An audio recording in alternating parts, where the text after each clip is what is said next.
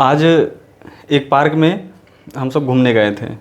उस पार्क में चंद्रशेखर आज़ाद जी के सामने, मूर्ति के सामने कुछ लोग, कुछ वृद्ध व्यक्ति भी थे और कुछ युवा भी थे, किसी संगठन से जुड़े थे, और वे नारा लगा रहे थे कि हमें चाहिए आज़ादी। तो प्रश्न यह उठता है कि अब इस आज़ादी का क्या मतलब है? अब वे किससे आज़ादी मांग रहे हैं? अब उनकी आज़ादी मांगने से क्या तात्पर्य है? अब अंग्रेज़ तो रहे नहीं, देश गुलाम है नहीं, देश तो स्वतंत्र है। अब इस आज़ादी का क्या मतलब बचता है?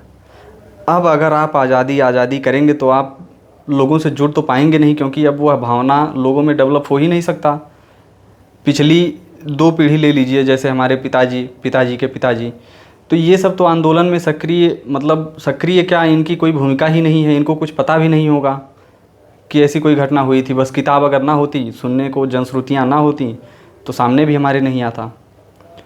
मेरा कहने का मतलब यह है कि भावनात्मक जुड़ाव तो हमें चाहिए, आज़ादी से है नहीं। तो अब इस आज़ादी से क्या तात्पर्य है? जहाँ तक मैं समझता हूँ कि इस आज़ादी से तात्पर्य है कि आप अपनी नैतिक जिम्मेदारी को समझें। अगर आप रोड पर चल रहे हैं, आप कुछ कचरा ना करें, नैतिकता बरतें, रोड के नियम को फॉलो करें, और किसी दुकानदार या किसी रिक्शा वाले से बहस ना करें बेवजह, और मोबाइल चलाते हुए ना चलें। इन सभी बातों का ध्यान रखें। और आज़ादी का दूसरे आयाम में क्या मतलब है?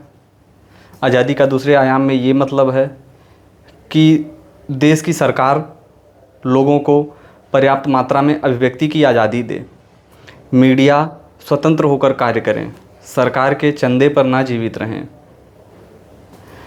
जितने भी जनप्रतिनिधि हैं वे अपने दायित्व को समझें कि उन्हें जनता ने चुना क्यों है, उनके लिए वोटिंग क्यों की गई है।